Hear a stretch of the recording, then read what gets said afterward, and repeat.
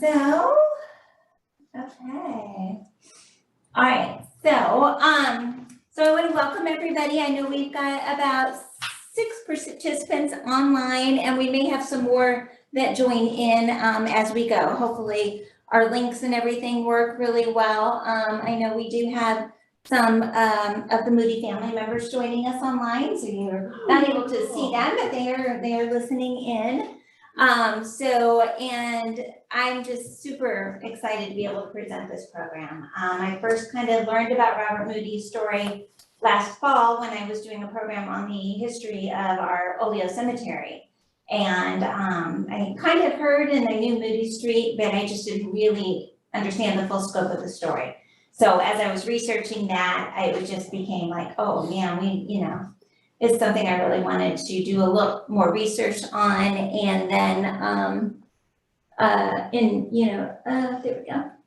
And then get more and find out more information and just put it together and just share it with people because it's just so fascinating. So this is being recorded. We are hoping to post it on our website or on Facebook, something after the fact. So probably sometime in the next month, we'll get it all posted out. So that way, if you have anybody that would like to listen to it, they'll have an option to do so. During the program, I'll say hi to everybody that's online. I'm gonna ask you to hold questions until the end. For now, I'm gonna turn our camera off here. Just so that the people in the audience don't have to look at themselves the whole time, because it's really awkward sometimes to do that. So I am going to stop the video. And then unfortunately you will see a double screen here, but a little bit easier than looking at yourselves during the evening. So hopefully we will get through the program. I've got a lot to share, but I will try not to talk too fast. I tend to do that. But it's just such an amazing story that I'm just so excited to be able to share it with everybody. And so, hey Cheryl, yay, greetings. Okay, so yeah, I will go ahead and get started. So, as many of you in my local audience knows, of course, that in 1978, the city of Eureka named the east-west road that borders the south end of the cemetery, Moody Street, at the suggestion of residents. And it was named for Robert Moody, and essentially really the Moody family. Moody lived in Eureka from 1883 to 1907. And his story really stretches from pre-Civil War Tennessee to turn of the century Eureka, but there are so many stops in his life in between that it's just an absolutely incredible story. So this is a photograph of the Moody family. I date it to about the 1880s based on their clothing and the age of especially the youngest children. So I think this is about the 1880s. Left to right on the back row, this is Robert Jr. And Robert Jr. also lived here in Eureka for an amount of time. The oldest son, Daniel, in the center, then William, and in the center row we have Carrie, Robert Sr., of course, his wife Sarah, their next son, Thomas Clinton, and then we have Oliver, Hattie, and Ferdinand. So 8 children, and we'll talk a little bit. Unfortunately, I don't have enough time and I realized as I was researching this I don't have time to go into the lives of all the children, and I wish I could have, because I just learned another fascinating story today from another descendant, so I was just like, okay. I can't quite get all of it in there. So, but anyway, so that is the family.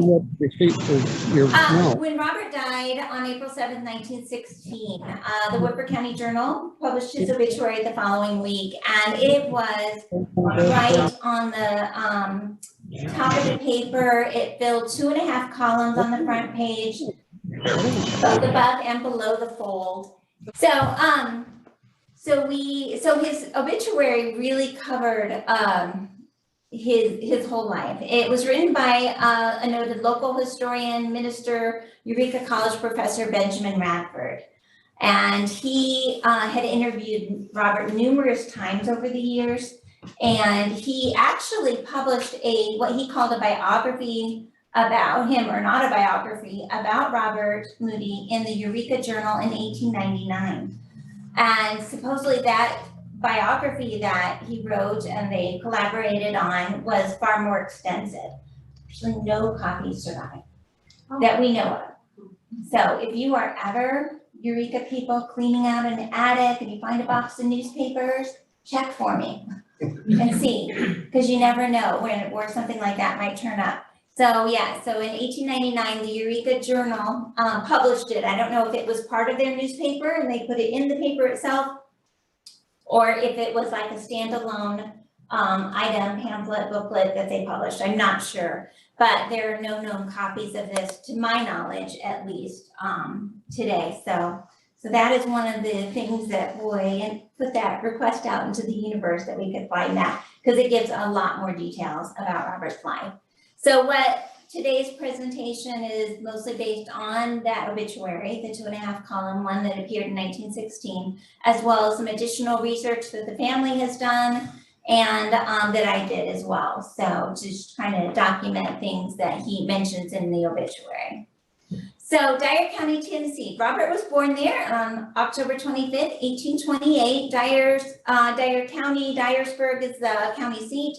It is located kind of along the Mississippi River, closer to the Kentucky border than to Memphis, but it's on that western part. And Dyer County actually was only like 2 years old really prior to Robert's birth in 1828. It was part of Native American lands prior to that. And this area between the Tennessee River and the Mississippi River, kind of known as West Tennessee, was known for its cotton plantations. And therefore, as they had these larger cotton plantations, they had the highest concentration of slaves in the state during that period. Robert's mother was a free woman. As his mother was legally free when Robert was born, her free status transferred automatically to Robert upon his birth, and that's kind of how that worked at that time. She appears to be listed under the name Jane Freeman in census records. So I don't know, the Freeman last name is interesting. I have seen other people in the census record with that last name. Her story is unknown. For the most part, we don't really know anything about her. She was, according to Robert in his obituary, she was married to a slave named Daniel, and they lived together when Robert was born. They lived together on Daniel's owner's farm. According to various documents, Daniel's owner was William Nash. Nash was a Revolutionary War veteran who moved to the frontier town of Nashville, Tennessee, which was named after his uncle. By 1785, and he was then justice of the peace, surveyor, landowner. You know, he had a lot of things that he did. And then in the mid to late 1820s, him and his family moved further out west. Like I said, the county was formed in 1828. So right before that was coming, him and his family moved out to the west, and then Dyer County was formed in 1828. There is a memorial sign in Dyer County, honoring William Nash, and it is kind of in this area, the Nash family neighborhood, which I'll show you in a minute, but it tells a little bit about him. And so 1828, Robert was born. 1830 then is the first census where we might be able to find him, and we were able to find him. So Jane and Robert actually appear in the 1830 census as one under the name Jane Freeman. Again, I mentioned her name, Jane Freeman. And it's only a couple of houses essentially away from William Nash. That goes with the assumption that the census taker was going house by house by house. Possibly that wasn't the case, but that is kind of the assumption that we make. So you don't see anything on Jane's line here, and that's because the 1830 census actually was spread across 2 pages, and I'll show you the second page in a minute. The first page is all white people that were living in the household.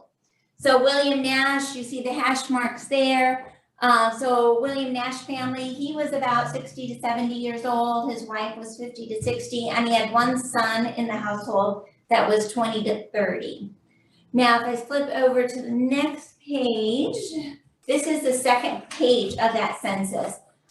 So because it's really hard to see across lines on here. So this half of it are slaves, and this half are free people listed in that area. Very few free people. And I actually did the tally and I didn't make it into my presentation, but Jane and her son were one of maybe a dozen or two free persons that were living in that county at the time. So it's a very small population. So the William Nash family here, these are their slaves. They owned 9 male slaves and 6 female slaves. There were 6 male slaves under 10, one 24 to 36, and one 36 to 55. The female slaves were 2 under age 10, one 10 to 24 years old, and 3 that were 24 to 36 years old. So they had about 15 slaves total in that, which really was probably a small, a farm, not so much a plantation. So I tend to use the term farm for this family rather than plantation. So 1830. So that's the first time we see Robert and his mother there. This is a map just to kind of give you a feel for it. Dyersburg is up here in the corner, in the upper left-hand corner. And then the area in the box, we've got, you can see Nash Road right here. And this second map came from the Moody family has a website called the Moody Family History website. And so they have this map on there and they gave me permission to use. So we can see Nash Road down here in the corner. This is known as Nash Cemetery. And then later on, we'll talk a little bit about Miller Chapel. That was the church that we believe Robert and his family went to. And so it all kind of borders this Nash family property that was southeast of Dyersburg. And it was really close to the county border too. So when Robert was in school age, this is kind of the first story that was included in the obituary. When he was in school age, likely 1830s, maybe early 1840s, but his mother sent him to a subscription school, which was kind of like a private school. So they didn't really have the public school system set up so much at that point, but they would set up little private schools in different neighborhoods. According to a county history book, a school was started in the area as early as 1825, and it was taught by a Dr. Thomas Nash. So, and the Nash family genealogy, I tried to get into it, but that was tricky. There were a lot of Nashes at that period, and so it was really hard to kind of parse out who's who. I think Dr. Thomas was the brother of the William Sr., but I don't know that for sure. And it's unknown if this was the school that Robert attended or not, but it was kind of in that neighborhood, so possibly. According to Robert's obituary, Robert's attendance at this school caused a furor, and he was forced to quit in short order. People were not happy that he was there. And this quote from Robert Moody himself in his obituary states, "It discouraged me very much. I found out for the first time that my color was against me." So he was not allowed to go to the school, and William Nash Sr., Daniel's owner, was also reportedly displeased, and he forced Robert and his mother to be removed from the farm. So prior to that, they may have been living on a house or a cabin or something on that farm. They were forced to move out. Luckily, according to the obituary, a widow let them build a cabin on her land about 2 miles away, so still close. Daniel was much respected, so he was allowed to travel back and forth between the farm and his wife and son each day. And then, according to the obituary, then the widow that allowed them to build on their property, her daughter-in-law taught Robert how to read. And I really wish we had the name so we could, research into that. So we don't know the name, but when I looked at the 1830 census, there were a couple of possibilities of people women that were listed under a man's name that lived close by. And I thought, I wonder, it would be really cool to research this further and see if these are potentially the widows that helped him learn to read. One was Ellen Heller. She was a free woman aged 10 to 25. And it was listed that she had 3 younger children in her household. And then there was a Polly Ferguson, a white woman with a family of 7. So I don't know, but that would be really cool if there's a way to link that. William Sr. died in 1934, so not that long. So Robert would have been about 6 years old or so. And he left his slaves, including Daniel, lands, cattle, and his favorite horse to his wife and his 2 surviving sons, Thomas and William Jr., and his married daughter, and I don't know how to pronounce that, Ciota, and several grandchildren. I did find a copy of the will, and it does list the slaves by name that I could see, so I could see Daniel's name on there. William Jr. was likely living on the farm, given the 1830 census we just looked at, where he had 1 son living with him. So I believe that was William Jr. The will kind of shows that William Jr. was given kind of primary responsibility for his mother and the household stock and the livestock and things like that. So his mother unfortunately died 6 months later. So William Jr. then was pretty much at that point the inheritor of Daniel, the farm, and the slaves. So in the 1840 census, and the censuses unfortunately were every 10 years, so we can only get snapshots at 10-year intervals here. 1840 census, William Jr. has a household of 14. He's got several sons between 5 and 10 years old. Himself, he was in his 30s to 40s. He had a daughter, a wife, 2 male slaves under 10, 3 male slaves 10 to 24, 1 36 to 55, which I think is Daniel, and then 1 female slave under 10 and 2 that were 10 to 24. So this picture here is the 1840 census. Again, Jane Freeman and William Nash are fairly close. They're not as close as they were in the 1830 census, but they're pretty close. Here in 1840, they did the slave schedule, or they did the census a little bit different. They did include free persons on the same page as the white folk. So this is the William Nash family. Jane Freeman here, you have to look all the way over to see the 2 hash marks that represent Jane as being between the ages of 36 and 55, and Robert between 10 and 24. And I'll try to, sometimes as I was going through this, I get Daniel and Robert's names kind of mixed up. So if I do that, it's just me just like thinking too fast here. Again, there were 2 potential widows that I found on this that lived close by that I wondered if maybe they were the ones that gave them a place to live, as well as taught Robert how to read. There was a Jane Mayfield who had a household of 15 with 8 slaves. And then there was, very interestingly, Martha Williams. She had a household of 21, but 20 of them were slaves.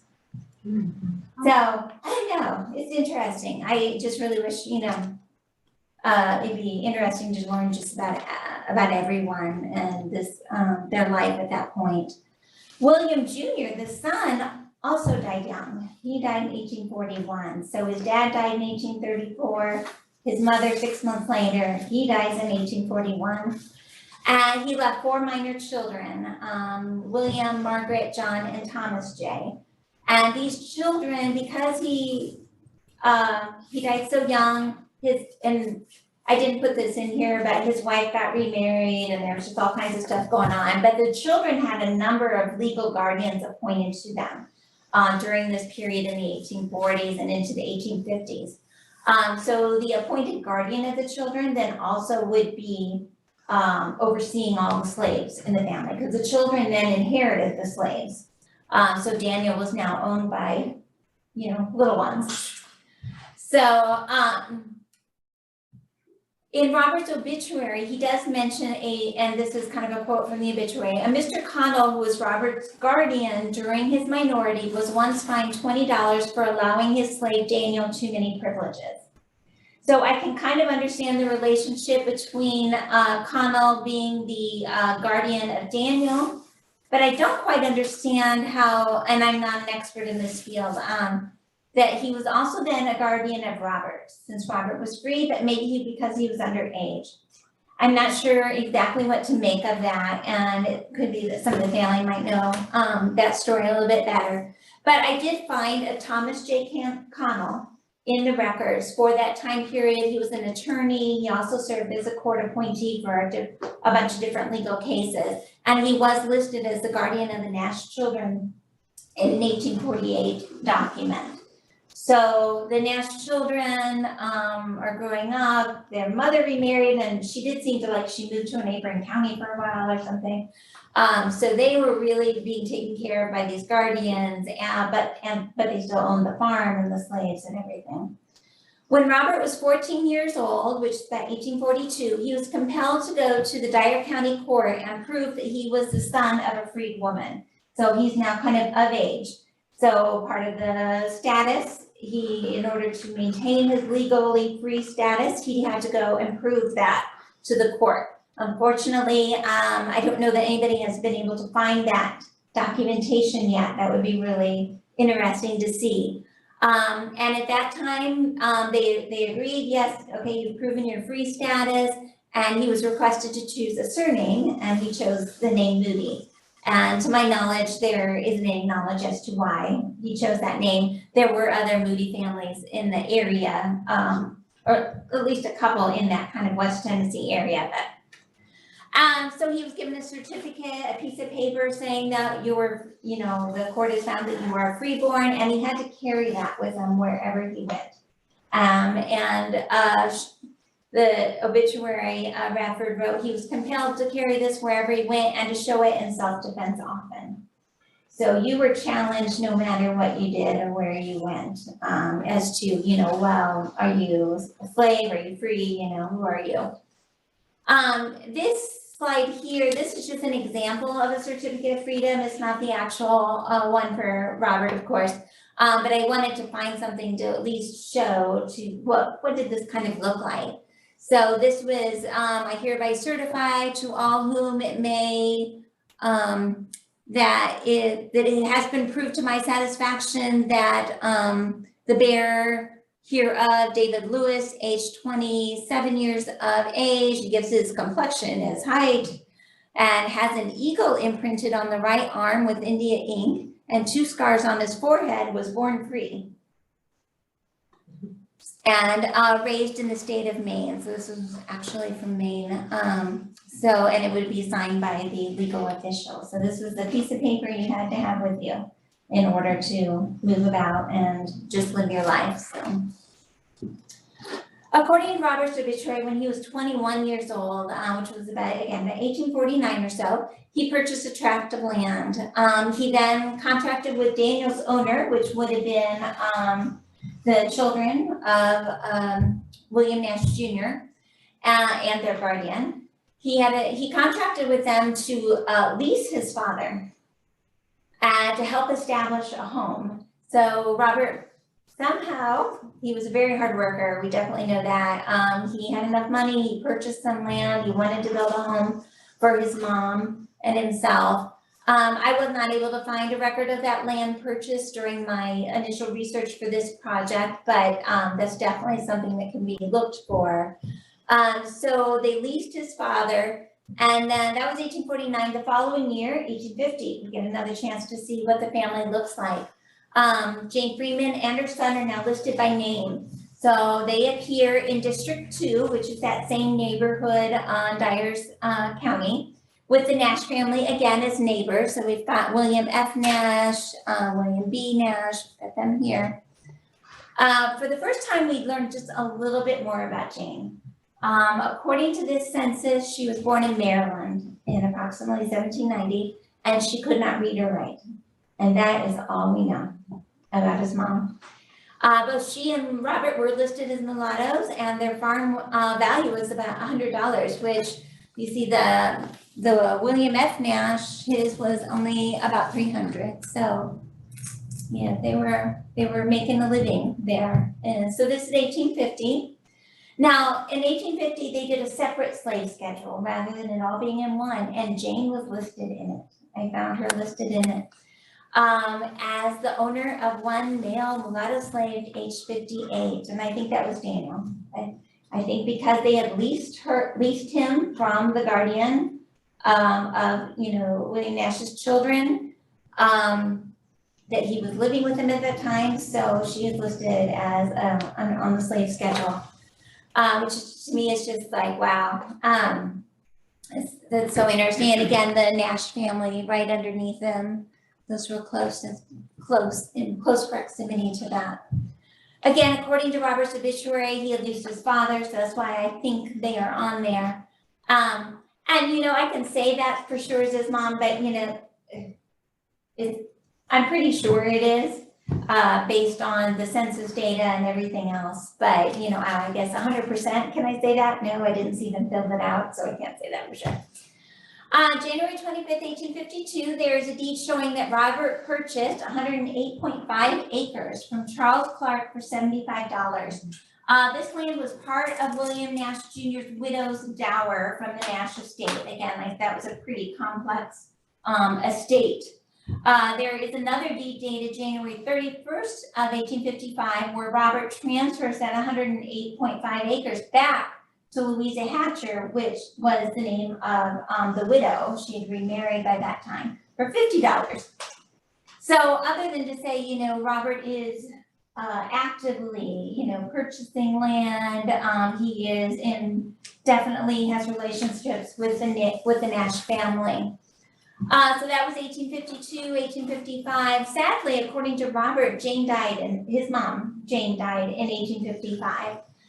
No record, I wasn't able to find any records of her death or where she's buried.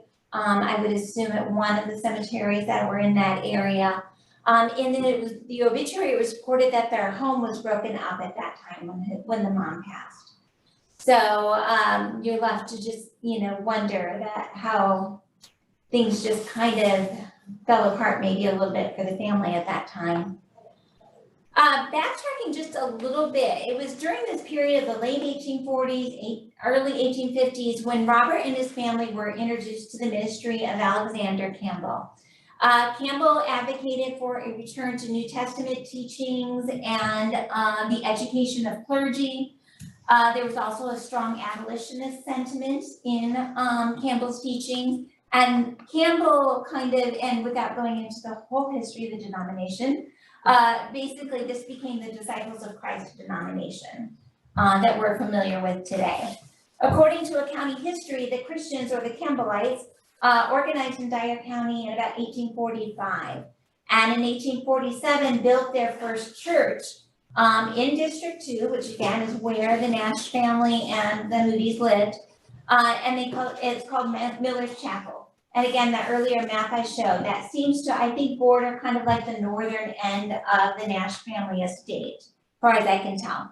The preacher at Miller's Chapel made contact with the Moody family. They write about this in the obituary that, they came to the house, they introduced themselves, and the preachers gave Robert some of Campbell's writings, and the family, the Moody family, Jane and Daniel, were previously Methodist, but they changed their affiliation to the Disciples of Christ at that point. So this is just a photograph of Alexander Campbell. And of course, as we know, the Eureka Christian Church here in town, that will come into play later, as again, the Disciples of Christ denomination. But what I really think is those ministers, and then following Jane's death, Robert made some decisions about what he wanted to do with his life and where he wanted to go. So I really think probably they encouraged him quite a bit. That he wanted to go into ministry. He definitely wanted to get more education. That early experience of being kicked out of that school, I'm sure, held a lot of weight. So in the spring of 1856, according to his obituary, he traveled to Nashville and enrolled in a school for blacks. No record of his enrollment is known to me at this point. Again, that's another area that could be researched. But research I did on Nashville Skills Schools at that time for blacks was that I really think it was probably the one taught by Daniel Watkins. He was a black Christian Disciples of Christ preacher, and he had was running a school in Nashville. He had been serving as a teacher since 1836, and in 1842, he had opened up his own school. And that school operated up until 1856. Unfortunately, the year that Robert enrolled is unfortunately when some things took place. So that year, across the South, there was a wave of irrational fear about Black insurrections going to happen. And so it was spurred on in part. There was a presidential campaign that year, and everyone was just really, slavery and the spread of slavery into the Western territories. I mean, it was all a huge issue at that point. And so there was a tide of fear just rolling through the Southern whites about whether the slaves were going to result. So tensions in Nashville were high. They came to a head in December of 1856. The city council, in fact, enacted very severe restrictions on Blacks at that year, including the closure of all Black schools. That's it, right? And a prohibition of all Black preaching and assemblies of Blacks after sundown. There were slave patrols. So everything really shut down for that community in 1856. So unfortunately, so we know Robert was there, so he got some months, we would assume, of education in, but again, his color was against him and he was forced to cut his education short. So the Nashville's Black schools remained closed until the Union Army occupied Nashville in 1862. So Robert returned to Dyer County, cut short with his education again, but he was very determined. I mean, every hardship he ran up against just made him, I think, more determined. So he knew he had to go far away if he was going to get that education. So he traveled to Ontario, Canada in 1857 to a settlement of free Blacks called the Elgin Settlement near Chatham, Canada. The Elgin settlement was started by William King. King was born in Ireland and immigrated to Ohio. He later moved to Louisiana. He married into a plantation, a slave-owning family, but he was very deeply religious. So he wanted to get a divinity degree, and he became a missionary in Canada, but he still owned slaves back in Louisiana. And it kind of actually came out that he did, but as part of the process though, he's like, well, it's my determination, I want to free my slaves and I want to take them to Canada and I want to set up a community for them. And the Scottish Presbytery was able to really get behind that idea and they supported him in that.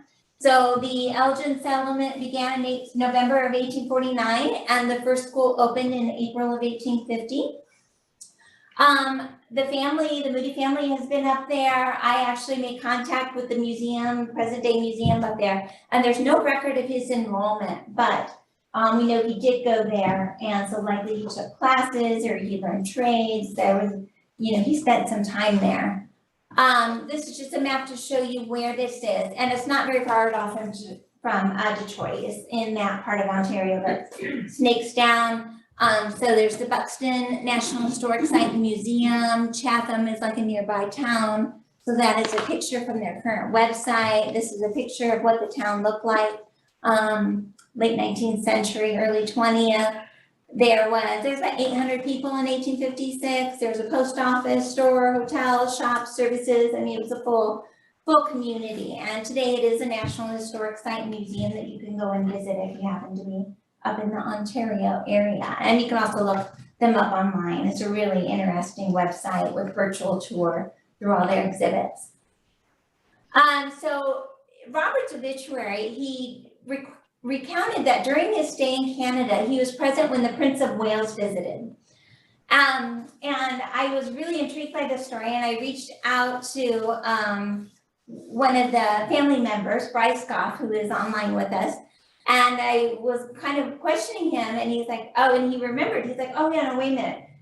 It was actually a different British nobility that was visiting, not the Prince of Wales. So Prince of Wales did visit Canada in 1860, about 3 years later, but he didn't go to the Elgin settlement. But the person who did visit the Elgin settlement in 1857 that Robert talks about was Lord Althorp, the eldest son of the 4th Earl Spencer. And does anybody recognize the Earl Spencer name? So Althorp's name was John Point Spencer. This is a picture of him. And who does he look like? his great-great-grandnephew, Prince Harry. And so in a way too, I was like, oh, we kind of think Robert was kind of being really having a lot of forethought here because the current Prince of Wales is part of that family. So Prince William is, also a great-great-grandnephew of this person. But anyway, I just thought that was just so amazing. Just kind of personal. Like, he was known as a Red Earl, and I'm just like, oh man, he looks like Prince Harry. So anyway, part of the obituary did refer to him as Prince of Wales. He wasn't actually a Prince of Wales, but this column here is part of the obituary.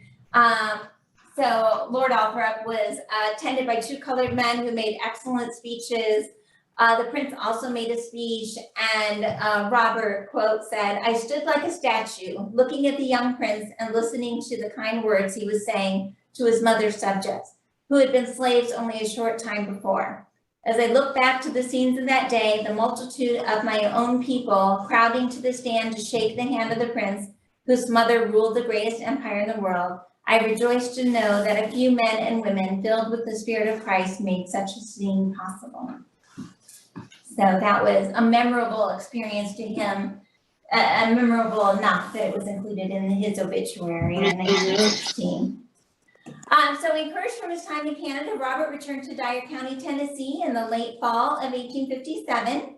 His intention was to rescue his father from slavery and relocate him to Canada because the environment, everything that Robert saw there, I'm sure, compared to pre-Civil War Tennessee was just, he wanted to get his dad up there.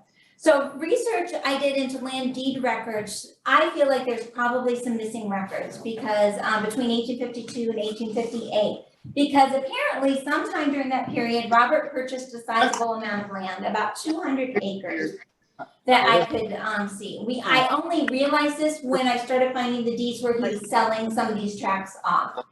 And then I'm like, okay, I missed something here. When did he buy this? He first sold 78 acres on March 1st, 1858 to Alva and Mary Edwards for $470. And then on April 7th, 1858, a trust deed is created stating that Robert owed 78 acres. Court $250. As collateral, he placed 114 acres in trust with this John and Charles Moss. So he's saying, I owe the court this $250. I've got this 114 acres, but I'm going to pay this off. And if not, I've got this land as my collateral. By April 7th, 1858, when he is showing in this trust deed that he owes the court $250, that was when he had purchased his father. There was a slave auction held at the Dyersburg courthouse. And he was able to purchase his father for $250. The slave auction was likely to settle the debts of Thomas J. Nash, that was the minor heir, who was listed as the owner of Daniel at that time. So again, that estate with the Nash family was complicated. So this on the right is just an example of a slave auction notice. It is not the one for Daniel. I did look to see if I could find it. I wasn't able to. But it is also from Tennessee from 1857, but it shows that, okay, at the courthouse door on this date at that, the following Negroes will be sold, Cynthia 40, Lafayette, Boys 21, it goes on that. So there would have been something, I'm sure, for Daniel at that time.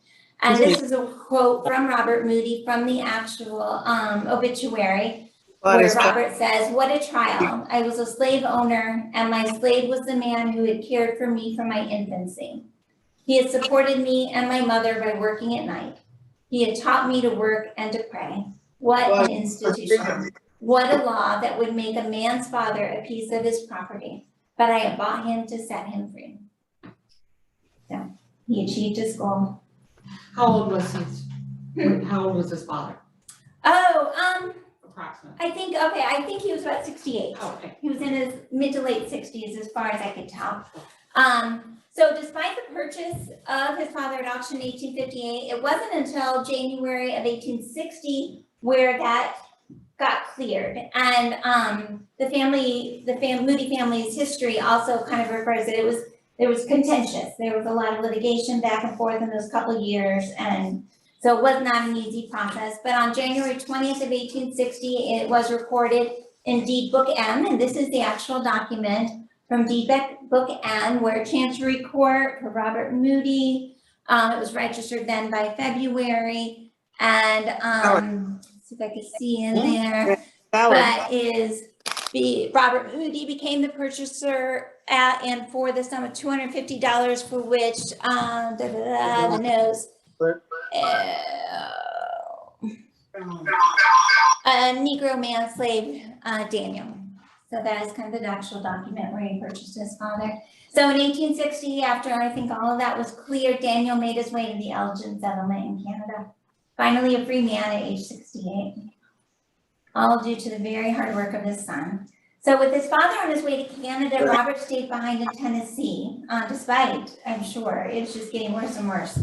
Oddly, Robert does not appear in the 1860 census that I could find. I could be wrong on that. I went page by page through the whole district too, and I could not find him. Perhaps he was out of town when the census taker came by. I'm not really sure. 3 years earlier in 1857, according to the obituary, Robert had become acquainted with a young female slave named Sarah, who was owned by a farmer in the neighborhood where Robert lived. So she was a slave, and he wanted to buy Sarah. The owner refused. So the couple decided to marry, but faced, and this was a quote from the obituary, much persecution, intimidation by evil disposed persons. So I can't even imagine what hardships they faced. Their marriage dates unknown, at least, from my research, what I could find, I wasn't able to find anything. They had their first child, a son named Daniel, in 1861. His later records list his birth as May 15th of 1861 in Gibson County, Tennessee. So if that's correct, his birth was May 15th. Tennessee seceded just a month later. Not even a month later, they seceded from the Union. So the situation they found themselves in as young newlyweds with an infant, and then all of a sudden Civil War broke out. Or not all of a sudden, I'm sure they saw it coming, but still. According to Robert's obituary, he was forced into Confederate service as an officer servant. And again, to know what that to know more about that would be something. It was not uncommon though. Free blacks were roped into building fortifications, building roads, doing all of that labor, as well as the slaves. The slaves were also kind of commandeered to support the Confederacy. We don't have any documentation of his service and do not know which officer or unit he was attached to. If that can ever be discovered, we would get an even clearer picture of what Robert's time was, what it was like for them at that point. According to the obituary, Robert spent about a year in Confederate service before he was allowed to return home. Once home, he discovered that the lines of the Union forces were only 20 miles away. So if we're talking Dyersburg, it was really close. He began to plan, okay, how can I get my wife, my infant son out of here? So this is just a picture I pulled of the Tennessee Confederate unit. So this is just one of the maps that are out there on Wikipedia and Google and all that. So just to kind of give you an idea of where we're at. So 1861, Tennessee seceded. Early 1862 is when you start to see the Union line encroaching down. So we had Fort Henry was taken February, then Fort Donelson. Nashville was then occupied by February 25th. Shiloh, which is all the way down here though, was April 6th through 7th. And then, so here's Dyersburg to kind of give you kind of an idea of where Dyersburg is in comparison to this. And the town of Trenton is going to be really important in the next portion of our story. And Trenton was occupied by Union forces, as far as I could figure out, sometime between March and June of 1862. In a turn of good fortune, according to the obituary, Robert was sent on a business errand for a Confederate merchant to the nearby Union post at Trenton. Like I said, so it wasn't really that far away from Dyersburg. And the exact date, again, that Trenton came under Union occupation is unknown, but sometime in that late spring. At Trenton, he met Union Colonel Harvey Hogg, who actually was from Bloomington, which is kind of fun. So Hogg was born in 1833, actually in Tennessee. He was a native to Tennessee. His father was a slave owner, and at age 7, Harvey himself became a slave owner when his father passed away. He attended college in the early 1850s, but he actually spoke out publicly against slavery. He was not a fan of the institution, and when he got his law degree, he and his wife and his last slave, Sarah, moved to Bloomington, and there he freed Sarah. And then he actively, as a lawyer in Bloomington during the 1850s, he became friends with Lincoln and Judge James Davis and the newly, active Republican Party during that period. He even came to Eureka College here in 1856, and before Lincoln gave a speech here, Harvey Hogg was one of the people that introduced him. So it's just kind of an interesting little side story there. So when the war began, Hogg became a lieutenant colonel in the 2nd Illinois Cavalry. He arrived, according to documents, in Trenton on June 17th and was stationed there for several months. It's reported that on July 4th, he had gathered local citizens from around the countryside, delivered an address, to just kind of give support to the Union. So if any were kind of wavering at that point, as they were under Union occupation. Moody revealed to Hogg when he met him that he wanted to escape. Hogg actually kind of said, just wait a little bit. I think we're going to get all of West Tennessee under control here shortly, it'll be okay. But Moody was not convinced of that. He was very worried about it. So he and Sarah and their infant son made a midnight dash to get across Union lines. So the quote from the obituary states that putting their baby to sleep with Lana, that their journey might be made in silence, Robert and Sarah set out on 2 rather lame horses on a dark midnight. It was an anxious trip. They knew that if they were taken, Robert would be executed and the mother and child remanded to slavery. Because his mom being a slave, the son would have actually, according to that, been a slave as well. So they did arrive in Trenton about daylight, so they made it. Their escape was made, I think, sometime between June 17th and mid-August of 1862. And that's about as close as we can get, I think, on a date. Hogg, unfortunately, was killed at a battle shortly thereafter on August 30th. So we know there's the window at which time that Moody had made contact with him. So the Moody family escaped. According to the obituary, they took the first train north for Columbus, Kentucky. At the earliest opportunity, they went on to Cairo, Illinois, where for the first time, according to the obituary, they shook off that awful dread of capture because you were always looking behind your back. They then headed to Canada to find Robert's dad, and they found him. He was thriving in Canada. He was living in his own home a few miles outside of Chatham, which is the town near the Elgin settlement. In 1861, Daniel had remarried. He had found a wife. I don't know how to pronounce it exactly, but Judial Blue. So the Moody family was able to find the marriage record for them in the Canadian records. So there's a picture of it here. And it also lists for the first time Daniel's father's name, because it asked for the father. And so Daniel's father's name was William, according to this. So, so Daniel was thriving up there, which is wonderful. For whatever reason, Robert and his family, and we don't know how long they stayed in Canada, but they did return to the United States. According to the obituary, they lived wherever they could find employment between the period 1862 to 1873. So our only really sources of information for this period are census documents and the birth records of their children. So that's about the only things that we can pull out to say, okay, what's happening with them. The 1870 census finds them in Maple Grove, Berry County, Michigan. And so I included a map just because it's really interesting to see. Chatham is, not that far really. I mean, it is still on the same map. So it's just really on the other side of Detroit, north of Battle Creek. Robert is listed as 41 years old and working as a farmer. The value of his real estate is listed at $700, and his personal estate was valued at $500. Sarah is about 10 years old, 10 years younger than Robert. and she was keeping house. This is our first glance of Sarah's background because again, we didn't have any information on her prior to this.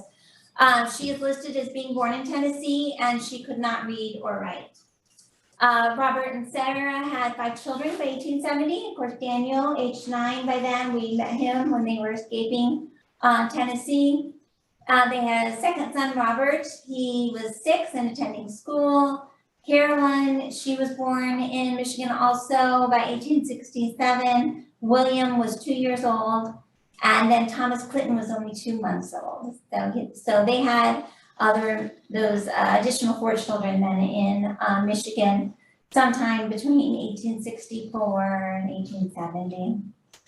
We don't really know a whole lot about his time there. Again, that's another area that could be really researched. This is the 1870 census for Maple Grove. And so just to show you, again, the listing of the household members and his value of his farm. I was able to pull the 1870 agricultural census for that area as well, so that we could get a little bit more details on his farming. So Robert had 10 acres of improved land, 20 acres of wooded land, and 10 acres of other unimproved land. The farm value again was listed as 700. They owned 2 milk cows, 2 working oxen, and 4 pigs, all of which combined were valued at 340. And it was reported they produced 20 bushels of corn the previous season. So as things go, they're making a living, Later, documents for the children later kind of also bring in a possibility they lived also in Battle Creek, which is just to the south. I think probably just about 20 miles south of Maple Grove. But some later records for the children kind of list that as their birthplace. So I don't know if that means that they lived in Battle Grove or Battle Creek, or if they just went there for the birth. Who knows? But they did have a 6th child, Ferdinand, in 1873. His birth is listed as Battle Creek. And so according to Robert's obituary, that 1873 year when they had another child, Ferdinand, was a real turning point for the family. So that year, Robert yielded to the entreaties of the newly freed colored people in his old neighborhood that he should come back and preach among them. So they made that fateful decision. We're going to go back to Tennessee and see what we can do for all the friends, family, our community that we left behind there. From 1873 then to 1880, Robert and his family lived in the Nashville, Tennessee area, and they had worked as missionaries. We don't know a whole lot about this. Unfortunately, it sounded like the full biography that Radford had published, this Lost, went into a whole lot more details on this period in his life. So the obituary only mentions that it was a very disheartening period, that Robert's work was illy paid, half appreciated. There were ramshackle and leaky buildings with few books and almost no equipment among the degraded victims of the recently abolished slavery system. So it does not paint a very good picture at all. So there was an actual quote from Robert in the obituary. What troubled me most during those years was the low moral condition of my people. They had been kept in ignorance and slavery so long that they were helpless in the presence of temptation. I talked to the parents about the evils which beset their children, and especially the dangers threatening the girls. It was decided to call a public meeting to consider these matters, but the hoodlum element among the whites made such threats of interference and violence that the plan had to be abandoned. So yes, they were free, but they were not free, really, in Tennessee. It was not a good period of time. So it was deplorable, it was dangerous. So after 7 years, the Moody family decided for their own well-being, as far as we know, to return to the north. The family had grown to 8 children by this point, with the addition of Harriet, it's also known as Hattie, in 1875, and Oliver in 1878. So 1880 being a census year, that was taken in June, so they had moved sometime prior to June, shows the family living on Elizabeth Street in Peoria. And I don't know, maybe they knew people in Peoria, how they came to Peoria, I don't know. Their household included Robert, he was 57, and I actually think they got his age wrong in here. The census says he was 57, but I actually think he was closer to 51. If you do the math, Sarah was 41, we know they were about 10 years in between them. So they had Robert, Sarah, and then all the kids through to their 2-year-old Oliver. Robert was listed as working as a teamster, and at that point, a teamster was someone who had horses and a wagon, and they delivered goods and services, or goods for people from place to place. So he was driving the streets of Peoria, delivering goods to, various places. They were sharing a house with another Black family, a Charles and Mary Jackson, and their 2 children. And Charles also worked as a teamster, and his wife Mary also worked as a washerwoman. So I thought that was just interesting that Robert and Sarah, as well as Charles and Mary, they had the same jobs, and they were sharing a household together. So they were, finding a community again. Elizabeth Street, I think I saw this in some of the family stuff as well. Sheridan Road, I think, was originally called Elizabeth Street. So, and most of us are all familiar with where Sheridan Road is. So I think possibly their home was along there. There are 2 present day Elizabeth Streets. There's one, there's 2 blocks, north of Main Street, and then there's a South Elizabeth Street that's more closer to Bartonville. But I found a reference saying that Sheridan was originally known as Elizabeth, so I think that's where it was. So that was 1880. So after a few years in Peoria, the family moved to Eureka in 1883. And Eureka became their longest period of residence since the Civil War. And that really kind of stunned me when I thought about it, Civil War, they went to Canada, they were in Michigan for 7 to 9 years, and they were in Tennessee for 7 to 9 years, Peoria for a couple of years, but Eureka became home. They lived here, at least Robert Sr. lived here for 24 years. This was their longest period of residence in one spot. The 1880 census documents just 2 other Black families living in Eureka at that time, the George Striggins family and the Thomas Cheek family. According to county histories, the Cheek family had moved to the area after the Civil War and worked on the farm of town founder John Darst. And the 2 couple listed in the 1880 census were in their 80s at the time, but they had children then that also lived here.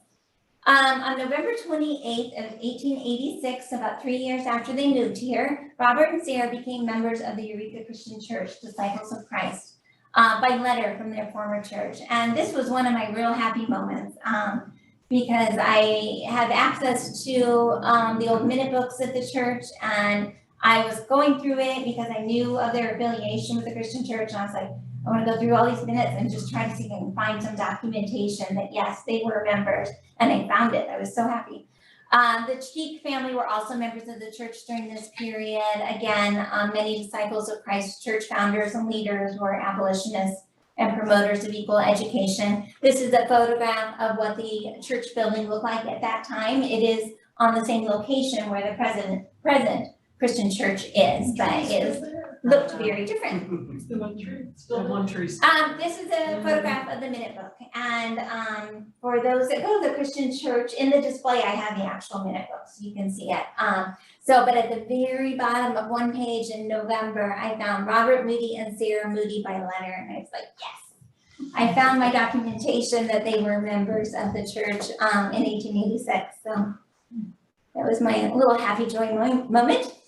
Unfortunately, the 1890 census was destroyed just almost nationally, so we don't have any clues about what was going on that year. The next source I had was there's a map of Eureka included in the 1893 plat book. That it shows Robert Moody owning land south of the town and the cemetery along what was then College Street, which today is Main Street, or Route 117, in the approximate location of the Nazarene Church. So, so you can see here, this is the plat. So the cemetery, they still have church listed on there, even though our church had moved to the downtown area by then. But so it shows cemetery and then this land. So this would be like present day Moody Street here. And so Robert Moody's farm was down there. Local historian Carol Anderson a few years ago had put together a book of houses and the history of houses in the area. And she reported that a white 2-story house was built at that site during the late 19th century. And then during the 1940s, early 1950s, the William Myers family lived there, which some of you would know that more than I do. She said there was no photograph, but this was a drawing that so the Myers children, Joy and Rebecca, made of what the farm looked like. And so more work in the courthouse could be done to, for sure, tie it to that location. But my gut feeling is that this is where the Moody family lived. It was in this farmhouse where the Nazarene Church is today. During the early 1890s, Hattie and Oliver Moody would have been in their late teens or so. According to newspaper accounts, both graduated from Eureka High School. A new school had been built in 1885, and that is a picture of it down here in the center. That's what the school, the public school for Eureka, looked like at that time. They had a 3-year course of study for high school students. I know for sure Hattie graduated in 1894, according to the newspaper accounts. I assume Oliver likely graduated at the same time or a year later. It was pretty close in age. And then, according to newspaper accounts, both Hattie and Oliver worked as teachers in town. Newspaper articles document them working in Eureka schools in 1896. And that is another area. I wish I had more time. I found this like maybe a couple of days ago, and I'm like, oh, I've got to stop researching. I really need to stop and, get this done. But I was so fascinated. I was like, oh, what do they teach? Where do they teach? I was just all excited about that. So several newspaper articles mentioned Oliver and Hattie, and Hattie's name is kind of unfortunately right between the two lines there, so I had to include both of them, as attending teachers' institutes, and I just really wish I knew what grades what they were teaching. Hattie then also by 1898, I found another article saying that she was teaching in Bloomington, Indiana. So this article said she's home from Bloomington, where she's done really successful work in a school for colored children there. She's been reemployed for another year to increase salary. Her friends expected success of her, and she has met their expectations in every respect. So when you think, from where this family came from, this had to be just pure joy for Robert to see his children becoming educators themselves, and just that had been something. A little sad turn of events. In November of 1897, it was reported in the newspaper that Oliver was sick and he was not able to attend to his school duties. So again, he was teaching at that point. In July of 1898, it was reported that Clinton and Oliver were leaving, or Clinton was one of the older brothers. They were leaving for Colorado in hopes of improving Oliver's health. They returned from Colorado in late February of 1899, but unfortunately it was reported that Oliver was still very ill, and he passed away a short time later, March 10th, 1899, at the age of 21. The newspaper article shows that he died of consumption, which was tuberculosis at that period. So he really struggled with that for years. It says that in one of the articles, it said that the funeral was held at the home, and I assume he was buried in the Illinois Oleo Cemetery. I'm sure he probably was, but I don't think there is a stone there that I know of, and Jan can correct me later. She thinks about it. Oliver Moody listed in that. Yeah. So it's just really sad for the family to lose their youngest son. In May of 1918, I did see that Eureka Christian Church had a flag dedication service. One flag was dedicated for missionaries, and they actually included Oliver on that list. Stated he was slated to serve in Africa. So the obituary here for the local paper, he was an exemplary young man of more than ordinary ability and was preparing himself to work for the education and evangelization of his race in the South. And universal regret is felt at his untimely death. So that was a sad chapter for the family. So that was 1899. The following year, 1900 census, again, we can get a little bit of a snapshot. The Moody family is one of just 3 Black families in town. There was the McCardia family on College Main Street, the Moody family on College Main Street, and the James Cheek family, as I mentioned. They were listed as McCorkle Avenue. There were also 2 Black students attending Eureka College that show up in the census during that time, an A.N. Shirley and Lewis Thomas from Jamaica, and that will become important in a second. In 1900, the Moody family residence contained only Robert, he was 71 by this point, Sarah, 61, and Hattie. Robert listed again as a farmer who owned his own home, although it was mortgaged. Interestingly, he reported his father was born in Virginia and his mother born in Maryland, which kind of confirms earlier with Jane Freeman and was the 1850 census showed up that her birthplace is Maryland. So I thought that was a cool tie. Sarah was still listed as not being able to read and write. So she never, it seems like, learned how to read and write during this period. And also in this census, they ask how many living children versus how many children you gave birth to. So it lists that she had 7 living children out of 11 born. You're down to 15. So that means that she may have potential, I mean, there's always chance for mistakes in census documents, so we can't take that for sure. But she potentially lost 3 additional children, most likely infants, over those years, in addition to son Oliver, who had died the previous year. So that was just another interesting little like, oh, okay, something, maybe, at least I wasn't aware of. Hattie is listed as working as a teacher. Now, Hattie met A.N. Shirley about this time while he was at Eureka College, and they actually ended up getting married in a couple years later, in 1903, in Jamaica. And they were both worked as missionaries there. And so I didn't have room in this presentation to include it, but there are all kinds of newspaper articles about Hattie coming back to visit and talking to church groups and this about her work in Jamaica and the missionary work and how they were just kind of, gathering donations and things for her to take back to Jamaica. So I wish I could have included that whole story because that sounds cool. Again, census documents are not 100% reliable. They list Robert and Sarah as being married for 50 years, which that doesn't quite work. That would mean they got married in 1850, so that doesn't quite work. So census documents are as good as the census taker, so they, you do have to verify anytime you look at census documents. Newspaper accounts from the early 1900s also show Robert selling plants. And there was information in county history books about him having like a gardening enterprise or some business. And I did see evidence of that, like potato, they call it strips, but anyway, potato plants, Holland cabbage plants for sale at Moody's, and he had a good colt for sale. So that was about the only evidence I could find this time around of the farming, side gardening sort of business that he had going at the period. So newspapers began to be published in Eureka in about 1867. Unfortunately, those early ones don't exist. So the main ones that I have access to only date from 1898 up. So there's a gap there where, there may have been a lot more information about that. But the Moody family is mentioned a lot between 1898 and 1927. In 1898, Robert and Sarah's oldest son, Daniel, was living in Bloomington.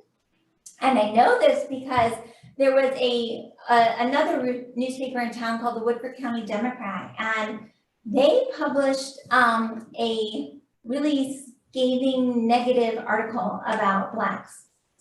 And supposedly it was just really awful. And so the Woodford County Journal, it was also called the Woodford County Republican at that point, Daniel wrote a point-by-point rebuttal to that article or that column in the other newspaper, and it was published on October 7th, and it was multi-columns long. And again, I didn't really have time to go into that, but to me, that was just, again, fascinating that, Robert's son was, taking a stand, very well-educated, very, thought out, everything article. So, a lot of what we talk about here all sounds good and positive, but that doesn't speak for the whole of Eureka or the whole of the area. So they thought it was a daily threat to them to be taken, appreciated. So By 1904, Robert and Sarah's second oldest son, Robert Jr., was living in Eureka with his young family.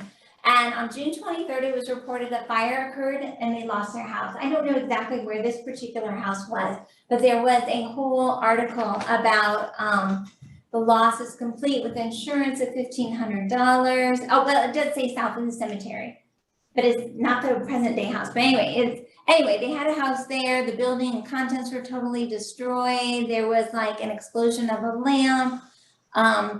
Mr. Moody, Robert Jr., was not home at the time, but so his wife and his several young sons, they had gone to bed and they found the smoke and it's a whole lot. So she tied a sheet to the bed and escaped by sliding down outside the window, down to the ground with her sons and everything. So everything was there was total loss. This is just one article, but I found several articles where the community just kind of banded around them. There were articles about different church groups meeting and, we're meeting because we're going to start pulling together supplies for the Moody family. We're going to talk to Mrs. Moody, see out what they need, what can we do for them, and get all these supports and supplies to them. So Robert Moody and his wife did put a notice in the paper, a card of thanks.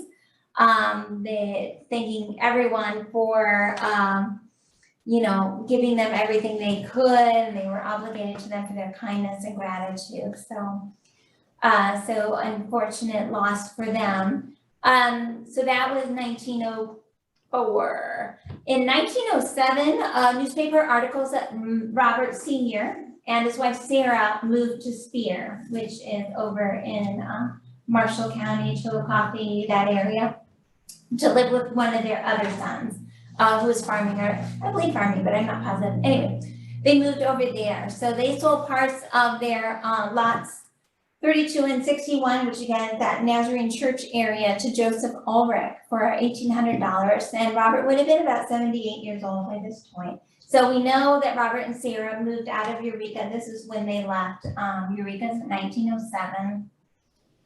Robert Jr., though, continued to live in town, and in 1909, it was reported that Robert and Moody's new concrete block house was nearing completion.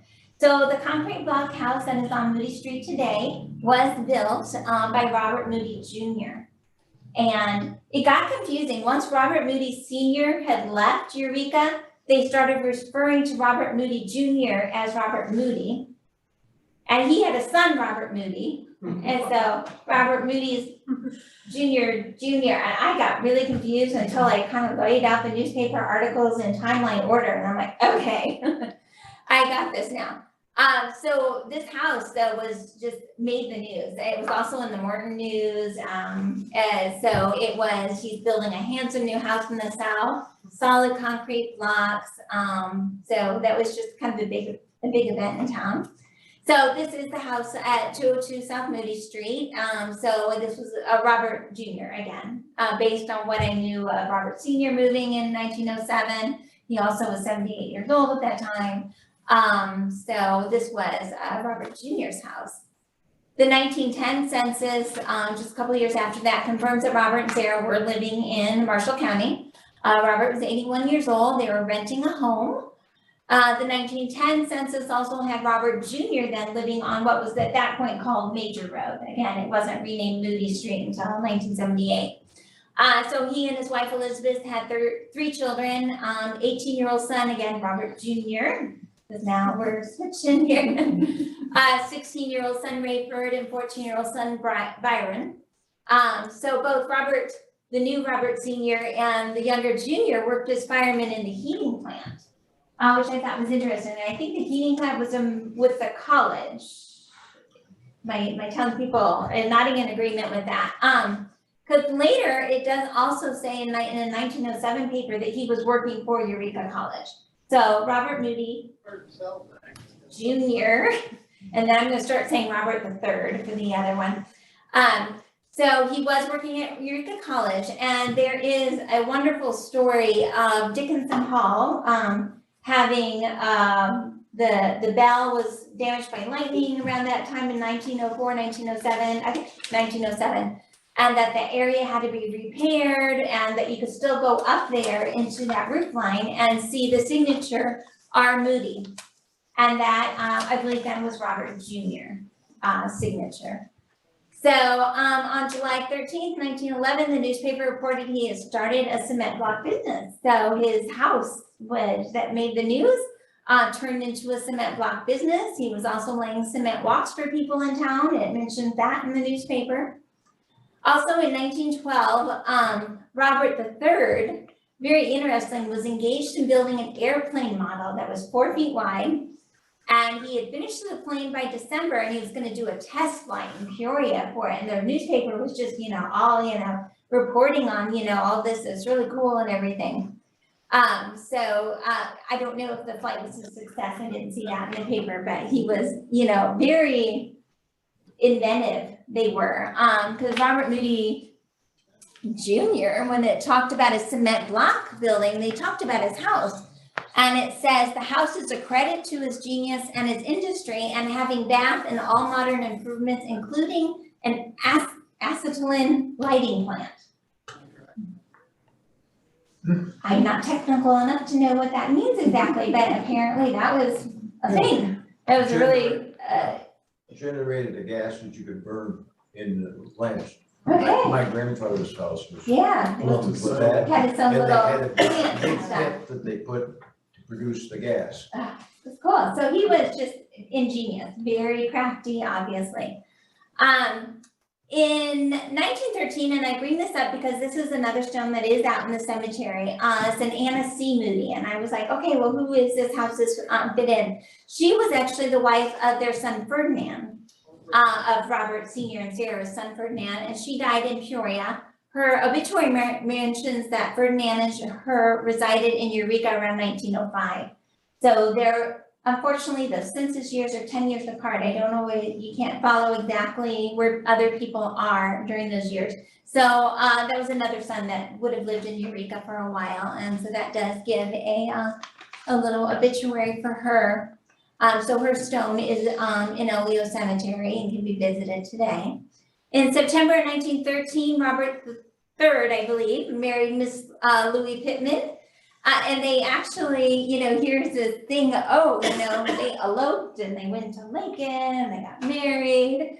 And then it talks about Mr. Moody's airship.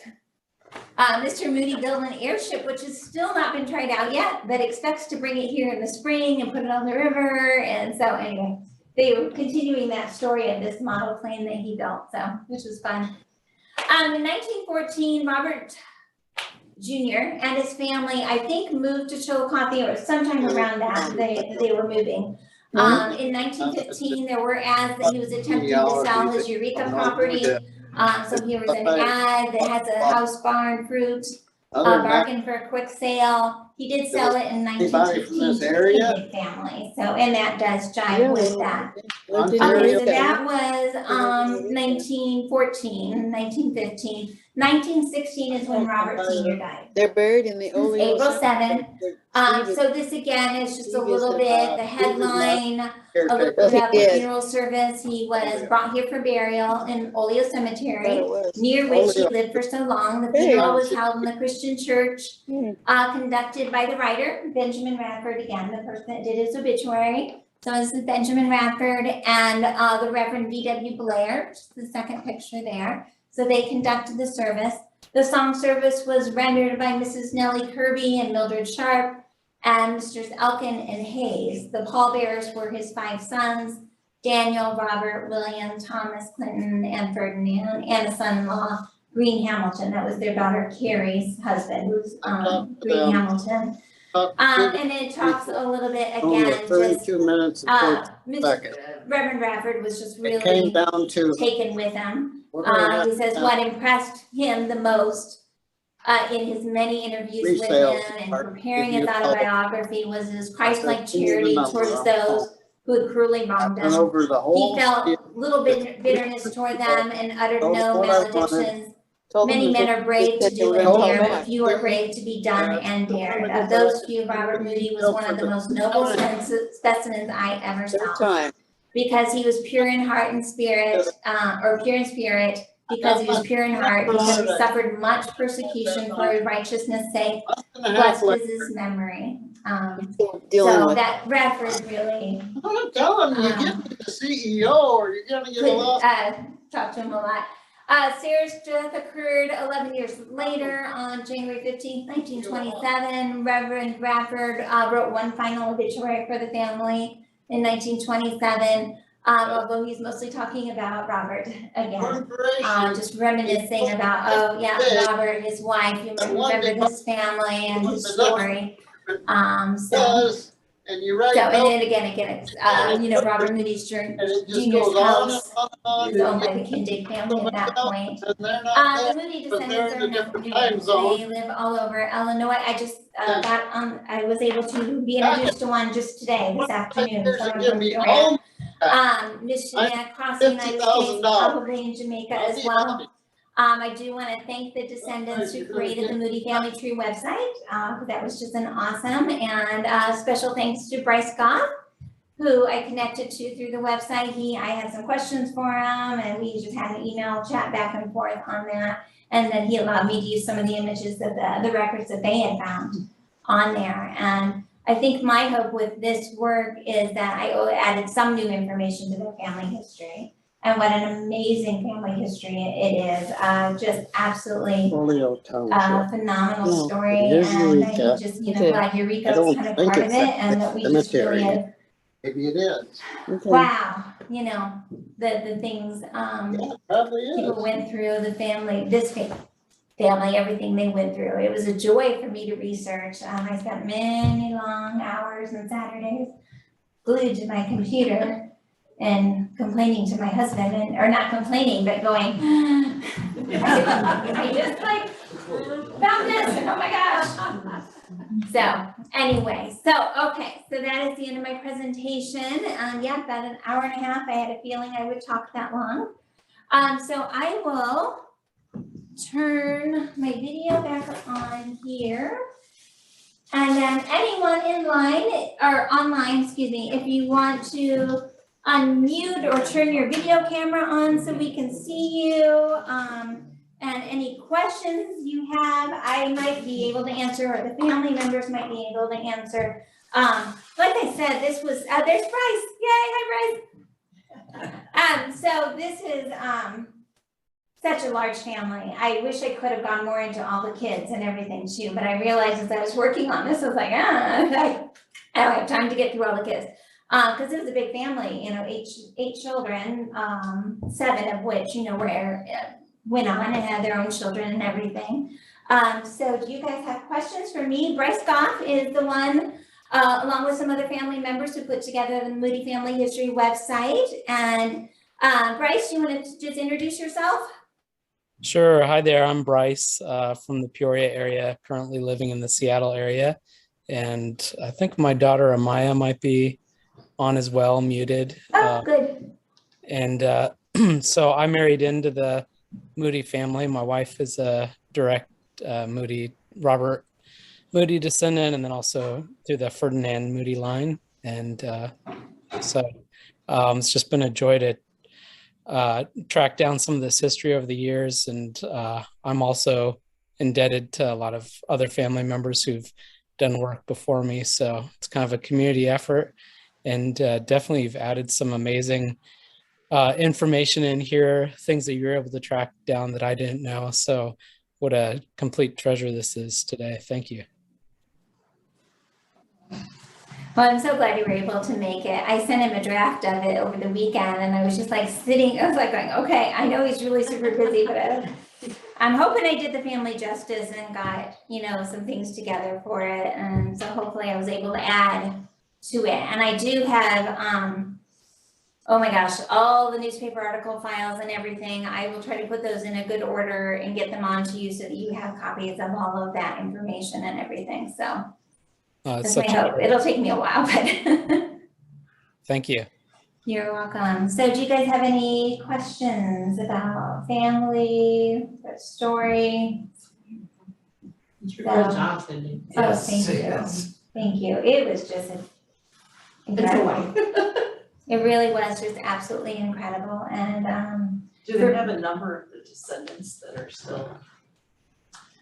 do you have any number, Bryce, on the number of descendants out there for the family?